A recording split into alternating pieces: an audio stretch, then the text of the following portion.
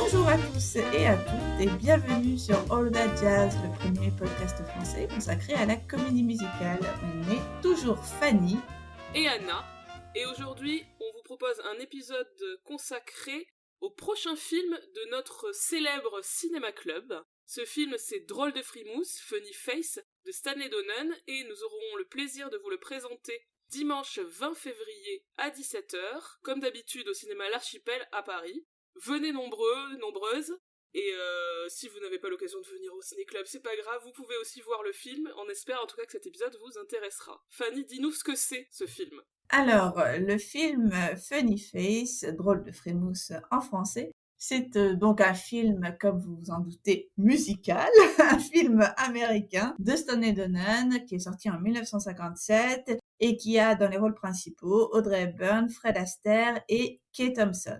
Le scénario est de Leonard Gersh et les chansons de George et Ira Gershwin, auxquelles on ajoute 3 chansons écrites par Roger Edens. Oui, alors Roger Edens, qui est un compositeur et directeur musical qui a énormément travaillé pour la MGM, mais là, on va expliquer un peu, mais là, ce film est produit par Paramount.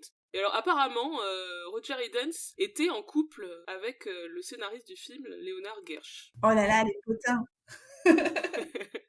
Alors, Funny Face, c'est une comédie musicale qui reprend donc le même titre qu'une autre comédie musicale, une comédie musicale de 1927. Donc, 30 ans plus tôt, on avait déjà eu un Funny Face, mais sur scène, et aussi avec Fred Astaire, et aussi avec des chansons de Ira et George Gershwin. De Funny Face, mais en fait, il s'agit de 2 œuvres totalement différentes, au sens où voilà, l'histoire n'a absolument rien à voir. Et en fait, on n'a que 4 chansons du Funny Face de Broadway de 1927 qui subsistent dans le film de 1957. Il s'agit des chansons Funny Face, donc la chanson titre, mais aussi la chanson Wonderful, que nous avons déjà entendue dans Un Américain à Paris, et ensuite de 2 autres chansons, Let's Kiss and Make Up et He Loves and She Loves. Oui, et en plus de ces 4 chansons donc reprises de la comédie musicale de 27, on a aussi 2 autres chansons de Gershwin et donc 3 nouvelles chansons. Donc c'est une sorte d'hybride bizarre entre une adaptation, une comédie musicale avec chanson originale et un jukebox musical, on va dire ça comme ça. Le réalisateur c'est bien entendu Stanley Donen, c'est son film suivant après Beau Fixe sur New York en 55 qui marquait la fin de sa collaboration Sniff avec Gene Kelly. Et donc il fait ce film à la Paramount, après avoir fait bien entendu tous ses films à la MGM, et la même année il fait aussi Pajama Game avec Warner, bref, il est en train de se diversifier. Si vous voulez savoir des trucs sur Pajama Game, on a fait un épisode sur ce film également. Alors apparemment, Donen et Roger Edens ont commencé la pré-production chez MGM, mais il y a eu des difficultés par rapport au contrat Paramount, notamment d'Audrey Hepburn, aussi le fait que les droits de la musique de Gershwin appartenaient à Warner. Bref, c'est un bazar, donc du coup, il y a eu un espèce d'accord qui leur a permis de pas travailler pour une fois avec MGM et de faire donc ce film chez Paramount. Ce qui donne un résultat finalement assez bizarre d'un film qui ressemble en beaucoup de points malgré tout à un film MGM, puisqu'on a des stars de l'MGM, enfin des stars de l'MGM à cette époque, Fred Astaire, on a Kay Thompson, Roger Edens qui ont beaucoup travaillé en coulisses à la MGM, et pourtant il s'agit d'un film fait dans un studio concurrent. Oh Funny Face a aussi ce site un petit peu atypique d'être une comédie musicale qui va être beaucoup tournée en décor naturel, en particulier pour les extérieurs, puisqu'on va revenir très vite sur l'histoire, mais sachez dès à présent que Funny Face se déroule en partie à Paris et qu'il ait fait le choix donc de tourner sur site en décor naturel. Ça n'est bien sûr pas la première fois que Stanley Donen fait ça, puisqu'il avait, avec Gene Kelly, obtenu une toute petite semaine de tournage à New York pour les premiers plans de Un jour à New York, mais là, vous le verrez, c'est beaucoup plus développé, on a beaucoup d'extérieur, et donc on suppose sans doute beaucoup plus qu'une semaine de tournage sur site, et on a même retrouvé une émission Ciné Panorama, une des grandes émissions de la télévision française de l'époque, qui a filmé le tournage de Funny Face. Donc on a quelques images du tournage de Funny Face, c'est disponible sur le site de l'INA. On vous mettra ça en lien, c'est plutôt rigolo à regarder. Oui, c'est très fameux, surtout les commentaires du présentateur français, enfin voilà, c'est très amusant. On vous encourage à regarder ce petit passage. Fanny, fais ta magie et raconte-nous l'histoire, comme tu sais si bien faire, raconte-nous l'histoire de Funny Face. Bon, si j'arrive à rendre cette histoire alambiquée, c'est vraiment que je suis très très forte, parce qu'il faut dire que l'histoire est plutôt simple. c'est vrai. C'est une comédie musicale qui nous entraîne dans les coulisses d'un magazine de mode new-yorkais du nom de Quality Magazine. En réalité, il s'agit d'une parodie assez explicite du magazine de mode Vogue. Sa rédactrice en chef est Maggie Prescott, incarnée par Kate Thompson, et le photographe star du magazine est Dick Avery, incarné par Fred Astaire. Tous deux sont à la recherche d'une nouvelle égérie pour le magazine et ils vont jeter leur dévolu sur Jo Stockton, incarnée par Audrey Hepburn, qui est une jeune libraire new-yorkaise qui pourtant est davantage intéressée par la philosophie que par la haute couture. Ils arrivent pourtant à la persuader de devenir leur égérie en lui faisant miroiter la perspective d'un voyage à Paris. Et elle y voit l'occasion de rencontrer le philosophe Flostre, dont elle est absolument fan. Après, la suite de l'histoire donc, se déroule à Paris et on suit les aventures de ces trois Américains à Paris et évidemment de l'intrigue amoureuse qui va se nouer entre Joe et Dick. C'était très clair. On voulait faire, comme on fait de temps en temps, un petit point sur notre rapport au film. Alors moi, personnellement, c'est un de ceux que j'ai vu très tôt dans le développement de ma passion pour la comédie musicale hollywoodienne classique. Je sais pas exactement pourquoi, mais je crois que j'avais le DVD. Et je me souviens que j'avais remarqué que c'était Paramount et non pas la MGM qui produisait le film. J'en gardais un bon souvenir, mais je l'avais pas revu depuis très longtemps. À la revoyure, l'intrigue est quand même assez inepte, on va dire ça comme ça, mais je trouve par contre que c'est magnifiquement mis en scène, les couleurs sont incroyables, il y a un côté très moderne, très pop, donc c'est très plaisant. Oui, je me suis fait la réflexion en revoyant quelques images du générique qu'on a vraiment l'impression qu'on est passé à autre chose, enfin voilà, qu'on est passé au film de la fin des années 50, des années 60, ce qui est logique, hein, c'est l'époque du film, mais il y a une vraie rupture par rapport au canon précédent. Moi, c'est un film que je pense avoir vu assez tardivement, entre guillemets, dans ma passion pour la comédie musicale. Bon, ça veut dire que je l'ai quand même vu il y a sans doute au moins 10 ou 15 ans, mais en tout cas, c'est pas un film que j'ai vu au tout début de ma découverte du musical hollywoodien, parce que moi j'étais vraiment très très Fred Uni, très très Gene Kelly plus que Fred Astaire, donc voilà.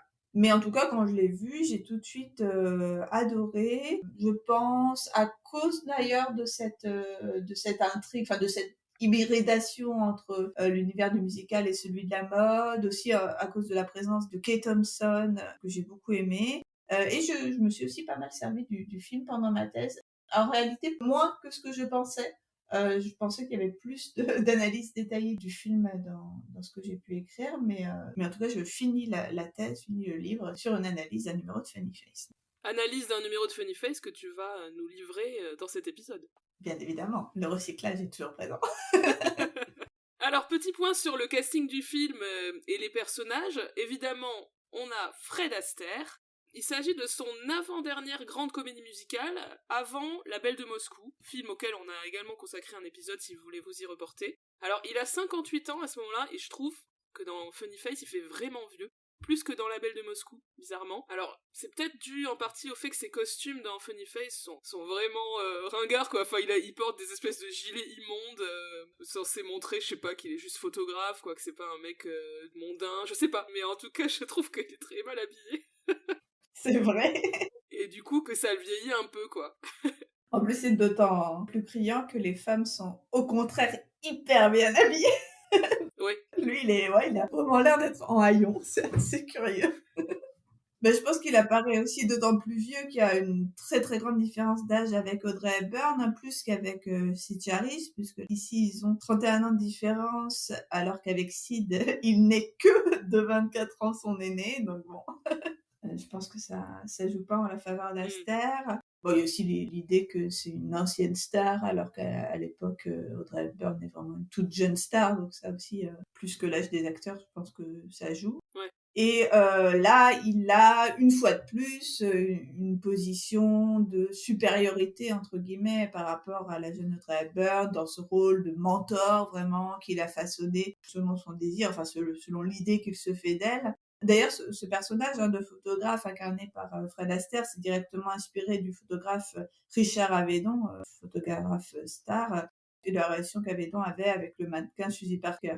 On a ici vraiment un film qui va filer la métaphore du fait qu'il la révèle à la fois en tant que mannequin star, en tant que photographie aussi, littéralement. mais aussi qui la révèle à elle-même. Et ça, c'est quelque chose qu'Aster fait vraiment souvent, qui va être totalement en phase avec son emploi habituel de Pygmalion qu'on retrouve dans His Top Parade, dans Six Stockings.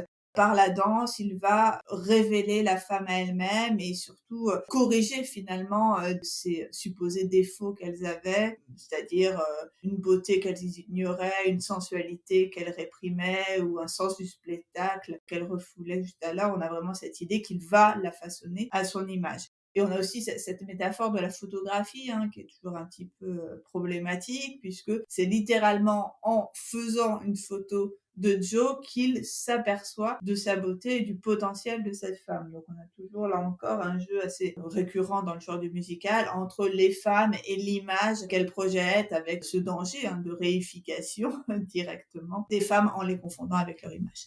Par rapport à cette histoire de Pygmalion, c'est vrai que j'ai vu un lien assez fort avec La Belle de Moscou, qui est vraiment tournée juste après. Le côté, l'héroïne qui est une femme intello qui a des principes et à qui on va apprendre la frivolité, toujours à Paris en plus. Au début, c'est une fille naturelle habillée comme un sac, on va dire ça comme ça, dans Funny Face. Qu'est-ce que c'est que ce long gilet affreux qu'elle porte au début, vraiment. Et donc, il y a aussi l'idée qu'on va la relooker, quoi.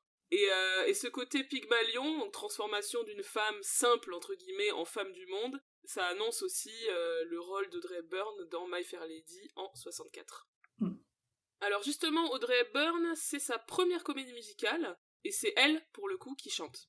Contrairement à My Fair Lady, où elle est doublée par Marni Nixon. Ce qui m'a semblé assez étonnant, c'est que alors que Audrey Hepburn a une formation de danseuse classique, ici je trouve que c'est quand même assez peu exploité. Et bon, finalement, pas beaucoup plus dans My Fair Lady. Ici, c'est vraiment dommage parce qu'avec Aster, je pense qu'il y aurait quand même eu des occasions. Audrey Hepburn avait commencé sur les planches de Broadway dans l'adaptation non musicale de Gigi en 51 et c'est ce succès qui va lui ouvrir les portes d'Hollywood. Oui, donc elle aura un grand succès au cinéma avec la comédie romantique Vacances romaines en 53, un succès surprise qui lui a valu l'Oscar de la meilleure actrice. À la suite de ça, elle signe un contrat pour 7 films à la Paramount. Elle tourne notamment Sabrina en 54 et Ariane en 57, 2 films de Billy Wilder, ou encore Guerre épée en 56. Et au milieu de ça, elle a aussi le temps de gagner le Tony Award de la meilleure actrice dans une pièce en 54 pour Ondine. Bref, elle était déjà hyper reconnue à ce moment-là. Et elle retravaillera avec Donen sur 2 superbes films non musicaux, que sont Charade en 63 et Voyage à 2 en 67. Autre interprète marquante de ce film, c'est Kate Thompson. Alors Fanny, dis-nous qui est cette femme. Alors Kate Thompson, c'est une arrangeuse, compositrice, chanteuse, coach vocal, star de la MGM. Elle a la particularité d'être une très très proche de Judy Garland, diront les rumeurs, au point qu'elle est la marraine de Liza Minnelli. Donc Kate Thompson qui a travaillé avec de nombreuses vedettes de comédie musicale sous contrat à la MGM, elle a en particulier beaucoup contribué au style en fait de performance de Judy Garland, notamment dans le côté excessif, les grands gestes qu'elle fait lorsqu'elle chante, en particulier, on va dire après la deuxième moitié des années 40, quand elle va vraiment développer un style adulte. On voit particulièrement la patte, on va dire, de Kate Thompson dans le numéro The Great Lady as an Interview de Siegfried Follies, vous savez, le numéro où Judy Garland joue à la diva. Et en fait, c'est ce style que Garland va aussi beaucoup développer dans sa seconde partie de carrière, après le cinéma, plutôt sur scène. Et Kate Thompson, elle a aussi la particularité d'être autrice de livres pour enfants, donc on va dire aussi dans une deuxième partie de carrière, elle va créer le personnage de Héloïse. C'est une petite fille espiègle qui vit à l'hôtel Le Plaza à New York, dont certains auraient dit que Liza Minnelli est un modèle pour Héloïse. Ah ouais. Ouais, j'ai lu ça quelque part. Bon, c'est vraiment un livre pour enfants qui est très connu aux États-Unis, mais pas vraiment chez nous. Mais voilà, je trouve ça rigolo, un peu, on va dire, comme collusion des univers, comme quoi travailler à la MGM, ça mène à tout. Mais par contre, elle a quasiment pas joué dans d'autres films, si? Non, elle a joué dans 3 films, en tout Ouais, et c'est pour ça. tout, donc c'est vraiment assez paradoxal, on va dire, d'être à ce point une figure emblématique du studio, mais uniquement derrière la caméra. Enfin, je dis c'est paradoxal, mais il y en a beaucoup, mais c'est paradoxal finalement qu'elle ait aussi fait une incursion devant la caméra. Oui, c'est ça. Oui, c'est étonnant. Concernant le personnage qu'elle joue, donc de Maggie, c'est un personnage apparemment inspiré de l'éditrice de mode Diana Vreeland, qui a été éditrice pour le magazine Harper's Bazaar, puis rédactrice en chef chez Vogue. On voulait aussi mentionner que l'acteur français Michel Auclair joue donc le fameux professeur Flostre, le professeur de philosophie. C'est un comédien assez prolifique du cinéma français, qui a joué, on va dire, sur de nombreuses décennies, puisqu'on l'a vu de La Belle et la Bête de Cocteau en 46, jusqu'au Marié de l'an 2 de Jean-Paul Rappeneau en 71, et même au-delà. Donc voilà, ils sont allés chercher un comédien français très connu et expérimenté. Et je pense aussi que du fait que ce soit tourné sur site, encore une fois, la plupart des tout petits rôles sont des vrais Français. Contrairement à ceux d'Américain à Paris, tu sais, on avait vu qu'ils avaient ramené Oui. tous les Grecs et tous les non-américains, européens vagues qui traînaient à Hollywood. Oui, tandis que là, c'est vraiment des Français qui jouent les Français, ouais. Voilà. Alors, parlons un peu des thèmes explorés dans ce film. Tout d'abord, moi, je vais parler de cet exotisme français qui vraiment va traverser tout le film. Funny Face, ça fait partie de cette veine de comédie musicale qui se délocalise en France et plus particulièrement à Paris pour exploiter, en fait, on va dire, tous les clichés romantiques autour de la ville lumière. Alors, c'est une tendance qui a bien sûr traversé toute l'histoire du genre de la comédie musicale, de The Love Parade de Lubitsch en 1929 à Moulin Rouge de Baz Luhrmann en 2001 et même au-delà. On pense aussi à Gigi de Minelli en 58. Mais c'est une tendance, cette délocalisation de la comédie musicale à Paris, qui est particulièrement prégnante dans les années 50. De toute façon, on parlait directement tout à l'heure de Six Stockings, qui est la même année, qui est aussi Fred Astaire et qui est aussi à Paris. Et en fait, entre l'année 1951 et l'année 58, on a pas moins de 10 comédies musicales américaines qui vont se dérouler tout en partie en France. Soit, on va dire, plus d'une par an à une époque où, comme vous le savez, le genre est vraiment de moins en moins productif. Bon, la comédie musicale n'est pas le seul genre des années 50 concerné par cet exotisme français, parce qu'on va avoir de manière générale plusieurs films américains qui vont se dérouler en France, mais on va dire que pour un genre, la comédie musicale à la recherche de spectaculaire, Paris et ses merveilles sont un terrain particulièrement propice. Alors, autre thématique, c'est la satire du monde de la mode. Alors là encore, c'est quelque chose qui n'est pas du tout spécifique à Funny Face. Au contraire, on va dire qu'on a toute une veine de comédies musicales qui vont s'hybrider avec l'univers de la mode. On pense à Roberta avec Ginger Rogers et Fred Astaire dans les années 30, mais aussi dans les années 40, Cover Girl en 44, qui va aussi retracer l'itinéraire d'une icône de la mode, où on peut aussi plus ponctuellement retrouver les motifs du défilé. On pense à Stop Parade, le passage The Girl on the Magazine Cover, ou évidemment dans Chantons sous la pluie, le passage Beautiful Girl, où on a dans les deux cas des espèces de calendriers de filles à l'image du calendrier d'un magazine de mode. Là encore, je pense que c'est directement lié au fait que l'univers de la mode et des costumes, c'est une dimension spectaculaire particulièrement propice pour la comédie musicale. Dans Funny Face, une grande partie de la beauté du film vient de la beauté des costumes. On a des costumes réalisés par Edith Head, donc grande costumière de l'âge d'or hollywoodien, qui a notamment beaucoup travaillé avec Hitchcock. On a pour l'ensemble des costumes Edith Head, mais aussi en particulier pour Hepburn, des costumes d'Hubert de Givenchy, pour lequel Audrey Hepburn était égérie. Alors, pour parler du contenu précis de cette satire du monde de la mode, il y a une scène qui m'a quand même un peu dérangée au début. Donc on a un premier personnage de mannequin qui est présenté comme particulièrement idiote, donc la scène est très moqueuse, j'ai trouvé ça un peu misogyne. Ouais, assez pénible comme scène, parce que c'est vraiment très très appuyé. Et en plus, on a ce double truc, on a un mannequin d'abord initialement moqué pour être trop bête, et ensuite Jo, donc le personnage de Audrey Hepburn, qui va être moqué parce que elle pas assez glamour.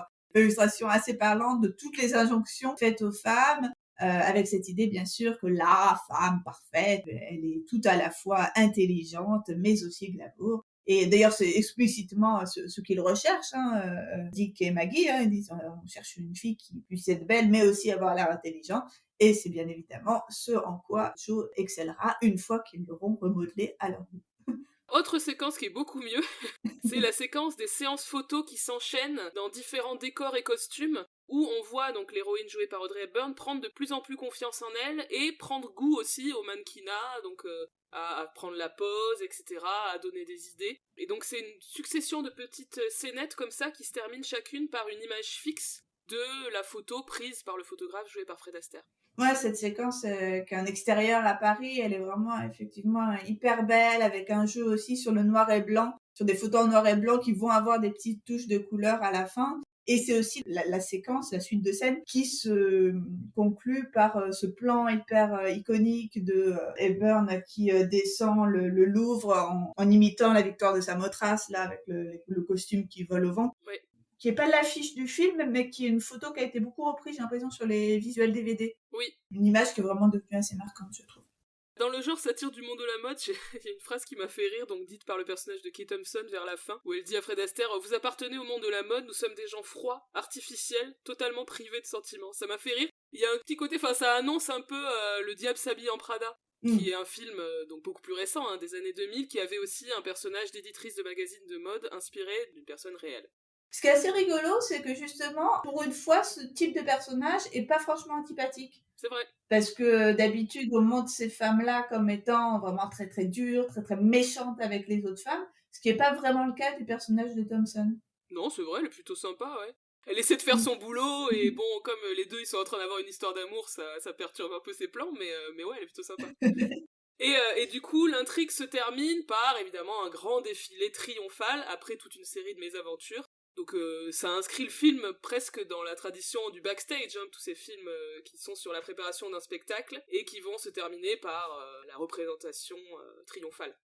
Oui, d'ailleurs, ça m'a fait penser aussi que dans la classification qu'il fait des films, Rick Altman, celui qui fait la typologie des 3 genres de comédie musicale, il dit dans sa définition du backstage qui se déroule dans l'univers du spectacle ou de la mode et des magazines. Ah oui. Donc ouais, c'est vraiment explicitement mis ensemble. D'accord, donc on pourrait dire que Funny Face c'est une comédie musicale backstage. Complètement. Alors, autre univers qui est satirisé, je sais pas si ce mot existe, par le film, c'est, on va dire, le Paris intellectuel, style Saint-Germain-des-Prés et ou Montmartre. Donc on va avoir les philosophes existentialistes, il y a même Sartre qui est mentionné à un moment dans la chanson Bonjour Paris. Et ici, ils sont parodiés en empathicalistes. Puis voilà, tout ce qui est les artistes avant-gardistes, etc. Il y a une scène vraiment marrante quand les personnages de Kate Thompson et de Fred Astaire vont incognito dans une soirée organisée par donc des empathicalistes et qui se font passer pour un couple américain qui est passionné par ça. Et alors dans cette scène, il y a la présence à un moment d'une chanteuse française un peu mélo, je dirais à la Juliette Gréco, qui chante un espèce de cliché de chanson suicidaire avec plein de contre-chants sur Fred Astaire et Kate Thompson qui commentent et qui se moquent. Je trouve ça un moment assez rigolo. Et ça m'a fait penser à la chanson Sexy French Depression dans Crazy Ex-Girlfriend. Il fallait bien qu'on mentionne Crazy Ex-Girlfriend à un moment. Ah oui. Chanson qui parodie justement ce style de morceau dépressif qui est apparemment associé à la France. C'est dans ce film où elle se balade et elle voit des couples qui se frappent et puis après qui s'embrassent. C'est quoi dire, mon amour? Ah mais oui, t'as raison. J'ai l'impression qu'il y en a certains dans les critiques que j'ai pu lire qui ont vraiment pris au premier degré cette tournée en dérision des intellectuels français en mode les gros yankees incultes qui comprennent rien à nos philosophes. Je trouve que c'est vraiment plus subtil que ça parce qu'on n'a pas du tout l'impression du rouleau compresseur de l'entertainment un peu à la Six Stockings qui vient tout corriger. Même si le philosophe Flostre en question est présenté comme bidon, les aspirations intellectuelles finalement de Joe sont pas totalement ridiculisées et invalidées. Donc, je trouve que c'est un petit peu plus subtil que d'habitude. Alors je trouve qu'elles sont pas ridiculisées par le film, mais c'est un petit peu ambigu parce qu'au sein du film, en fait, le personnage d'Astaire est insupportable, et lui, pour le coup, il ridiculise un peu ça, il se moque d'elle à plusieurs reprises, de ses ambitions intellectuelles, on va dire ça. À un moment, il parle du fameux philosophe, là, le professeur Flostre, et il dit à Joe, il s'intéresse à votre intellect à peu près autant que je m'y intéresse. J'étais tellement choquée. C'est vrai, j'ai revérifié ce passage, ça m'a... Ouais, j'avais pas du tout capté, mais c'est vrai que c'est assez atterrant. Non mais Fred, quel goujat. Mais j'ai l'impression que c'est vraiment quelque chose, comme tu dis, du personnage et pas du film dans son entier. Parce qu'à ce moment-là, il est vraiment montré comme antipathique.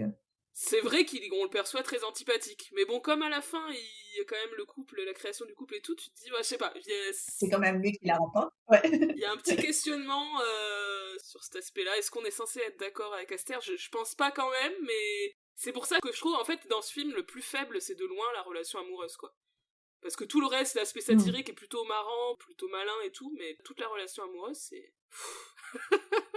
Justement, c'était le point suivant des thématiques du film. Donc la relation entre le personnage d'Audrey Hepburn et celui de Fred Astaire, et plus particulièrement les relations hommes-femmes, comment elles sont présentées dans le film. Alors bon, il y a la question de la différence d'âge qu'on a explorée dans ce couple. C'est un petit peu pris en compte dans l'histoire, parce qu'à plusieurs reprises, le personnage de Fred Astaire est montré comme étant de la vieille école.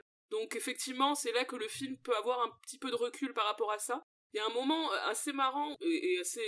Enfin, on peut se questionner un peu sur le sens qu'on est censé lui donner, mais il y a une scène dans le café Intello où il y a une femme, en gros, qui vient draguer Fred Astaire, qui est habillée un peu à la garçonne en plus.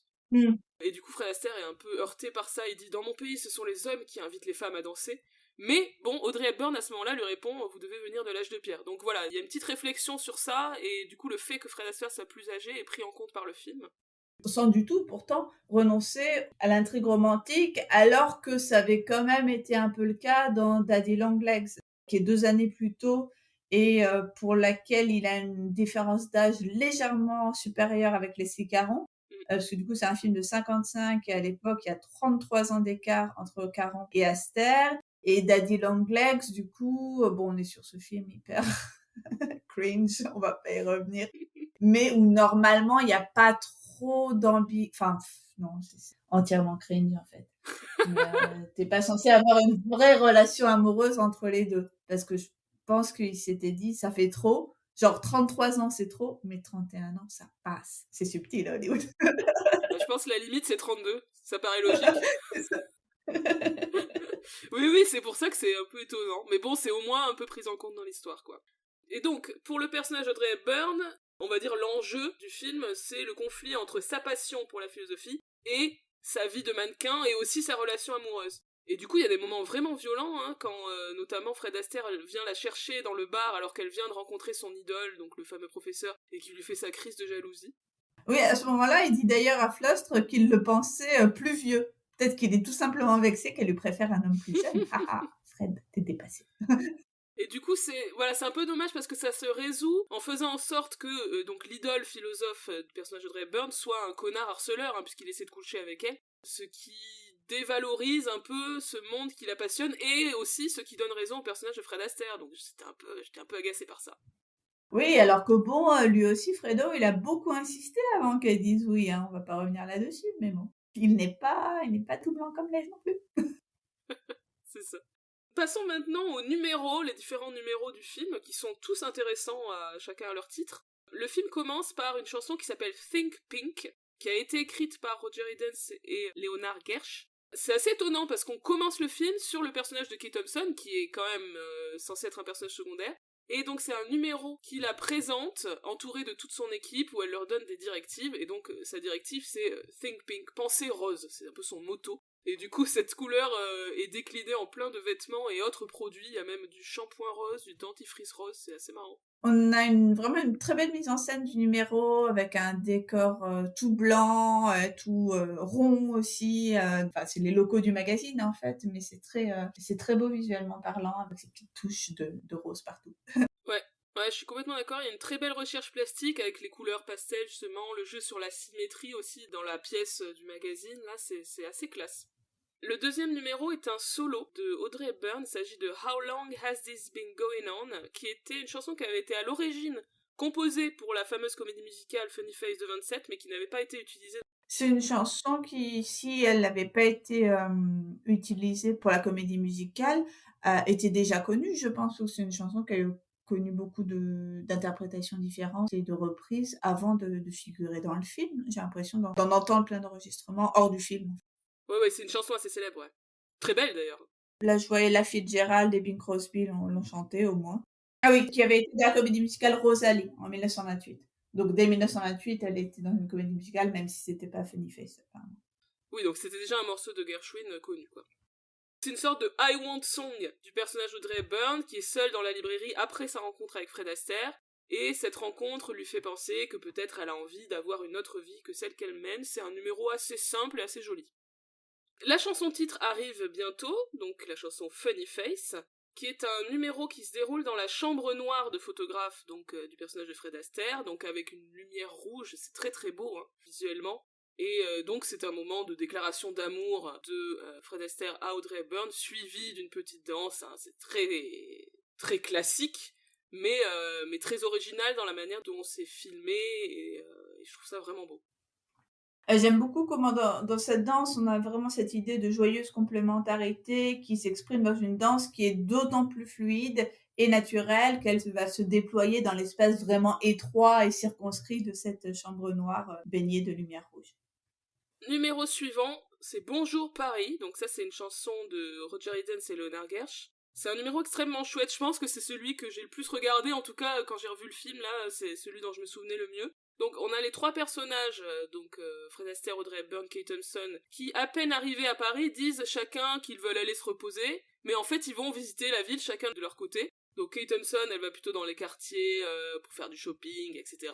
Fred Astaire va voir les lieux touristiques et Audrey Hepburn, elle va voir les quartiers intello. Puis ensuite, ils se retrouvent ensemble, par hasard, à la Tour Eiffel. C'est un numéro assez chouette. Alors, il y avait un truc dont je me souvenais pas, c'est la danse des guides touristiques. Ça, j'ai adoré, là. Ah oui. Ils font un peu la cour, entre guillemets, à Kate Thompson, en mode, viens, je vais te faire visiter la ville. J'adore. Et ce côté un peu touristique, ça fait penser beaucoup, je trouve, au numéro d'introduction d'Un jour à New York, dont on parlait tout à l'heure, donc qui était aussi trois personnages qui visitaient une ville et dans les décors réels de cette ville. Oui, parce qu'on a aussi la sélection, comme dans Un jour à New York, des lieux les plus emblématiques de la capitale, ici de Paris. On a les quais de Seine, les Champs-Élysées, et cette apothéose à la Tour Eiffel, on va dire le monument le plus connu. Ça me fait aussi pas mal penser à Gigi, le numéro Gigi dans le film Gigi, avec Louis Jourdan qui se balade aussi dans les jardins parisiens, en criant Gigi. Oui, c'est vrai. Et alors à noter que Bonjour Paris, c'est une chanson qui a été reprise plusieurs fois par Liza Minnelli lors de ses venues en France, bien sûr. Elle l'a chantée à la Fashion Week de Paris en 73, c'est d'ailleurs un moment qui est recréé dans la série Alston de Ryan Murphy, on en avait parlé. Et elle l'a aussi chantée, j'imagine, à d'autres occasions, mais j'ai trouvé une vidéo d'elle chantant cette chanson lors d'un de ses concerts au Palais des Congrès, donc de Paris, en 91. C'est sûr que c'est une accroche assez idéale. Ah bah oui, Bonjour Paris, oui, pour accueillir ton public parisien, on fait pas mieux. Avec son sens de la propos qu'on lui connaît, là, ça, évidemment. Très bon choix. Numéro suivant, qui est un des numéros, je trouve, très marquants du film. L'instrumental, en fait, c'est un instrumental medley d'autres airs du film, on va dire, qui donc s'intitule Basal Metabolism. C'est une scène qui se déroule dans le fameux café Intello enfumé. Et ça va être très original puisqu'il s'agit d'une danse jazz hyper contemporaine, avec Audrey Hepburn qui circule dans l'espace du café, qui danse notamment avec deux hommes. En fait, le personnage à ce moment-là fait ça pour provoquer le personnage de Fred Astaire, qui est présenté encore une fois comme étant old school, quoi. Je m'étais dit qu'on pouvait peut-être voir un lien entre cette danse qui est vraiment à la fois arythmique, très déstructurée, et les danses dont on avait déjà parlé, qu'on peut qualifier de danse excentrique, un petit peu à la manière d'une Charlotte Greenwood, parce qu'on peut retrouver en fait dans ces deux types de danse une similaire volonté de s'affirmer en dansant en dehors des normes. Alors bien sûr, ce qui est un peu ambigu dans le film ici, c'est que la danse que fait Audrey Hepburn, c'est une sorte de parodie en fait de danse moderne, enfin ce qu'on appelle à l'époque la danse moderne, c'est-à-dire la danse dansée par des chorégraphes et des danseuses comme Martha Graham. Et en fait, c'est quand même un type de danse, et ça c'est pas moi, c'est Richard Dyer qui le remarque, c'est un type de danse qui est fréquemment moqué en réalité dans les musicals, parce que jugé comme trop à gauche, trop intello, trop sérieux, trop sensuel, mais aussi peut-être aussi trop féminin, trop centré sur les femmes pour se fondre dans le moule hollywoodien. Donc il y a vraiment quelque chose d'assez subversif dans cette danse, mais qui est instantanément moqué par le genre. C'est vrai, mais en même temps, je pense que la volonté était peut-être moqueuse, mais je trouve que dans le numéro, c'est pas si moqueur que ça. Enfin, le numéro, il est juste bien, quoi. Ouais, ça fonctionne malgré tout. Je trouve que la danse est très bien mise en valeur. C'est un des numéros qui marque les gens dans ce film. Les fois où de temps en temps j'ai parlé de ce film, les gens aiment particulièrement ce numéro-là, justement pour sa modernité et le côté très étonnant. Et alors, oui, au début, on a les contre-chants moqueurs de Fred Astaire, mais au bout d'un moment, plus du tout, en fait, c'est évacué, et Audrey Hepburn prend son espace, Et je trouve qu'en plus la danse lui va hyper bien, elle a l'air de beaucoup s'amuser. Donc malgré tout, oui, c'est censé être moqué par le genre, mais quand même, Stanley Donen met en scène un vrai numéro de danse moderne qui fonctionne. Et quand il réfléchit, c'est un peu, finalement, ça fait presque un peu mal au cœur pour Astaire, parce que la même année, là, il est un peu, en gros, éclipsé par la danse moderne. Et dans Six Stockings, à la fin, même si pareillement ça se veut moqueur, il est quand même un peu éclipsé par le rock'n'roll. Donc, je me dis, il y a vraiment un truc de passage de relais en termes dansés où il essaie de s'en moquer, mais bon, finalement, ben, voilà, il est plus à la page, quoi. Ouais, il y a complètement une conscience qu'on est sur la fin de cette grande période et qu'on est sur la fin de Fred Astaire, sniff. Et donc, ouais, il est un peu laissé sur le côté, en tout cas dans ce numéro, c'est clair. Autre numéro qui est extrait de la comédie musicale Funny Face de 27, c'est Let's Kiss and Make Up. Donc c'est une chanson où Fred Astaire va s'excuser après avoir vexé Audrey Hepburn, du coup il monte à son balcon, puis ensuite dans la cour de l'immeuble il va faire un solo dansé où il joue avec son parapluie, avec son manteau, qui va agiter comme un torero sur une musique qui parodie un peu le style, on va dire, hispanisant.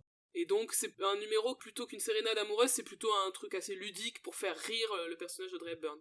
Moi, ce numéro, il m'a toujours fait penser à la scène de Fandango rêvé sur le plateau désert dans Encore Away, où on a pareillement donc le personnage féminin Catherine Grayson qui est sur son balcon et le personnage masculin, donc ici Gene Kelly, qui fait le torero en bas dans une volonté de cour amoureuse, parce que chez Kelly, c'est par contre très premier degré.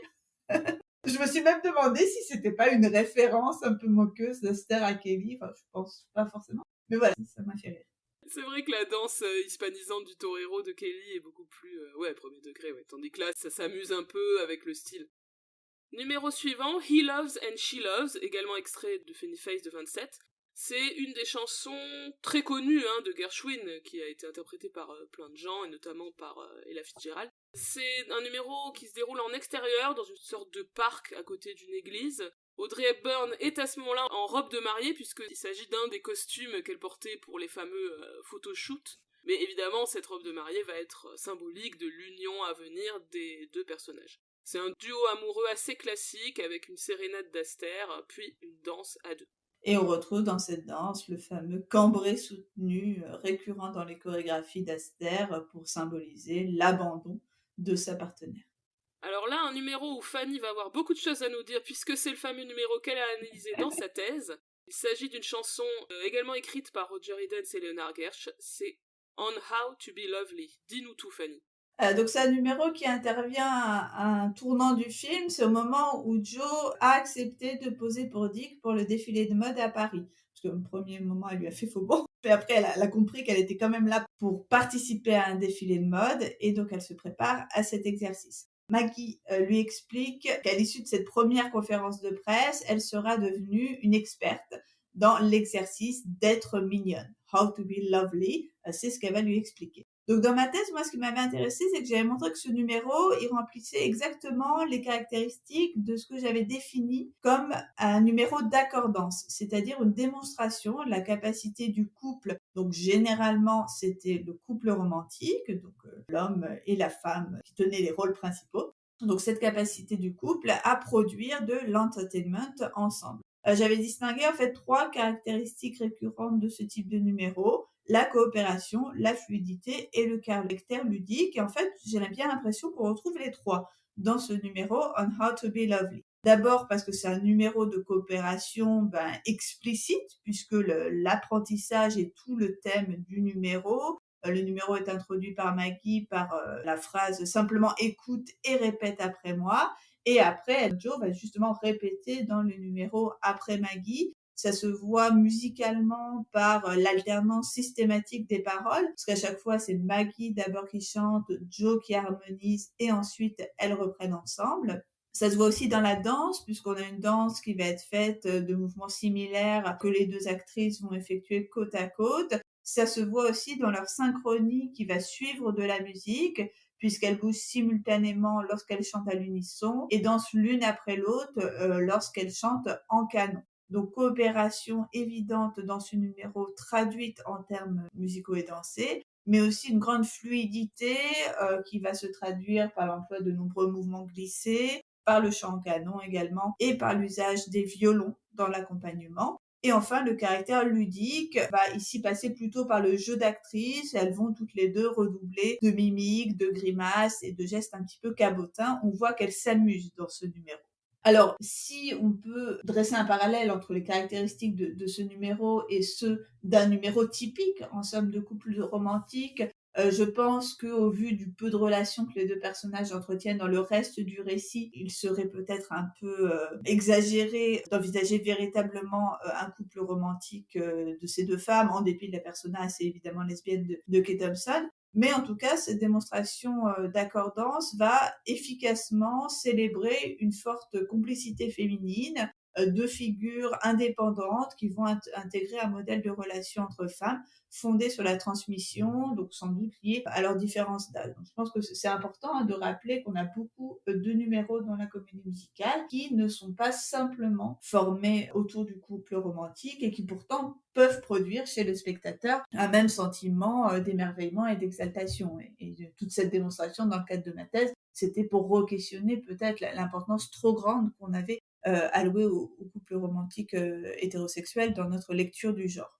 On peut aussi relever quelque chose d'assez ironique dans ce numéro, qui est que ce moment de célébration d'une complicité féminine se fait aussi dans un numéro où on va démonter la féminité comme une performance, parce que bon, évidemment, si on lit les paroles du numéro au premier degré, on peut se dire c'est très misogyne parce que ça nous enseigne comment être charmante, comment se comporter selon les codes d'une féminité respectable. Mais en réalité, c'est évident dans l'exécution du numéro que tout cela est très ironique puisque les petits gestes qu'elles ont lorsqu'elles mettent leur une espèce de tablier et un châle sur les cheveux, on est évidemment dans une conception tout à fait parodique et excessive de la féminité docile, puisque c'est pas du tout ce modèle-là qu'Audrey Hepburn incarne dans le film. Merci Fanny pour cette analyse passionnante. Numéro suivant qui est également très rigolo, c'est Clap Your Hands. La chanson est tirée d'une comédie musicale de 26 des frères Gershwin qui s'appelle OK. Il s'agit d'un duo entre Kate Thompson et Fred Astaire. C'est la fameuse scène où ils vont s'infiltrer entre guillemets dans la soirée intello là, où ils sont passés pour un mari et une femme américains. Et ils vont, en l'occurrence dans ce numéro, chanter et danser devant tous ces intellos parisiens là qui leur demandent de chanter apparemment. Quand on est à une soirée comme ça, il faut absolument faire un numéro. Oui, c'est curieux. Mais tu sais, il y a une femme qui vient les chercher qui leur dit vous avez pas encore chanté, c'est à vous là. Donc c'est un numéro comique assez délirant, vraiment que je trouve très plaisant. Ils ont l'air de s'amuser comme des fous là les deux. Je trouve que c'est un peu le même type de duo que celui de Fred Astaire avec Janice Page dans La Belle de Moscou. Et je trouve que dans ce numéro en particulier, on voit vraiment tout le professionnalisme de Kate Thompson. Enfin, je sais pas si c'est par rapport à notamment la voix de Astaire. Enfin, je sais pas, ça m'a vraiment sauté aux yeux combien elle était hyper carrée, hyper précise dans les gestes, dans l'exécution du numéro, dans la voix aussi, dans la façon de chanter. Et c'est marrant, je sais pas si c'est que je projette, mais je me suis dit, on voit vraiment tout le style MGM dans sa performance à elle. Et bon, c'est pas hasard, puisque c'est elle qui a contribué à forger ce style, mais là, ça m'a vraiment marqué. Ouais, je trouve que c'est un des meilleurs numéros du film, vraiment très très chouette et très... Ouais, je sais pas, tout est bien, quoi. Je sais pas comment dire. C'est très maîtrisé, en fait. Ouais. C'est carré, quoi. C'est MGM, quoi. Même si c'est à la Paramount. C'est carré, c'est MGM, mais ils arrivent à l'intérieur de ça à avoir l'air de s'amuser et du coup à amuser le public, quoi. C'est vraiment très bien. Dernier numéro du film, c'est la chanson Swonderful, donc également extraite de Funny Face, et qu'on avait déjà entendu dans Un Américain à Paris, on en a parlé bien évidemment. Le numéro se déroule dans le même décor, donc le fameux décor en extérieur dans un parc, que la chanson He Loves and She Loves, et d'ailleurs Audrey Hepburn porte aussi la même robe de mariée, puisque c'est le clou du défilé, c'est ce costume, cette robe de mariée qu'elle porte, et du coup après elle s'en va du défilé, et elle retrouve Fred Astaire alors qu'elle porte encore ce costume. J'ai trouvé qu'il y avait une dimension peut-être un peu plus égalitaire que la chanson He Loves and She Loves, dans la mesure où dans celle-ci, ils vont se chanter l'un à l'autre. La chanson, enfin voilà, il y a un couplet dit par l'un, puis ensuite un couplet dit par l'autre. Et on n'a pas la dimension sérénade astérienne comme précédemment. Un numéro vraiment court, et ça marque la fin du film. Et à la fin, ils s'éloignent sur l'eau, ils se mettent sur une sorte de radeau. À chaque fois, je suis là, ça va couler à tout moment, votre truc. Et le film se termine sur ça, puis on les regarde partir sur ce fameux radeau. Donc voilà pour les différents numéros du film. Un petit point assez court sur la réception du film. Le film est sorti dans les salles américaines en février 57. Et il a même été en compétition à Cannes la même année, mais il n'a pas remporté de prix. La réception critique a été assez bonne, mais en revanche le film a été plutôt un échec au box-office, puisque pour un budget de 3 millions de dollars, il a réalisé seulement 2,5 millions de recettes. Bon, Paramount ressortira le film en 1964 après le succès de My Fair Lady pour engranger malgré tout quelques bénéfices supplémentaires après coup, parce que la plus grande encore notoriété d'Audrey Hepburn après My Fair Lady a permis au film Funny Face d'avoir une ressortie assez réussie. Et enfin, on voulait terminer sur des petites références qu'on avait vues dans d'autres œuvres. Je sais pas si c'est explicite, mais possiblement, hein. En fait, dans les rayons de la librairie, il y a un moment où Audrey Hepburn va glisser. En fait, elle est sur l'échelle qui est dans la librairie et elle va glisser le long des rayons sur cette échelle. Et ça fait un peu penser, je trouve, dans le dessin animé La Belle et la Bête, à ce que fait Belle. Alors, même si Belle, elle le fait de manière beaucoup plus élégante, alors qu'Audrey Hepburn, elle manque de se casser la gueule. Mais je me dis que c'est peut-être quand même une référence. D'ailleurs, je crois savoir que le design de Belle a été en partie inspiré d'Audrey Hepburn. Donc ils ont peut-être du coup regardé des références, etc. Et ça leur a peut-être donné l'idée. En tout cas, moi, ça m'a tout de suite fait penser à La Belle et la Bête. Moi, de mon côté, j'ai toujours pensé un petit peu à Funny Face lorsque je regarde la série Emily in Paris, cette fameuse série Netflix que nous adorons détester. Je pense que c'est à la fois le côté mode, le côté Paris de carte postale 100% rive gauche. Et d'ailleurs, lorsque j'ai regardé si par hasard Funny Face était disponible sur Netflix, quand j'ai tapé Funny Face, on m'a proposé Emily in Paris. Donc peut-être que l'algorithme Netflix pense un petit peu comme moi malgré tout. Visiblement. Bon, ben vous pourrez venir vérifier tout ça avec nous le dimanche 20 février à 17h au cinéma L'Archipel à Paris. On espère vous y voir. Et n'hésitez pas à venir, si vous venez à la séance, à venir nous dire que vous êtes des auditeurs et auditrices et à venir nous parler, parce qu'on sait que vous êtes là, mais que vous venez pas nous voir. Et on est triste. On sait que vous êtes là. Non, je disais pas ça dans un sens menaçant, au contraire. La prochaine fois, on fait l'appel, si c'est comme ça. Eh bien, merci à toutes et à tous. On espère que ça vous a intéressé. Et à très très bientôt pour un nouvel épisode de All That Jazz. À bientôt. Salut tout le monde.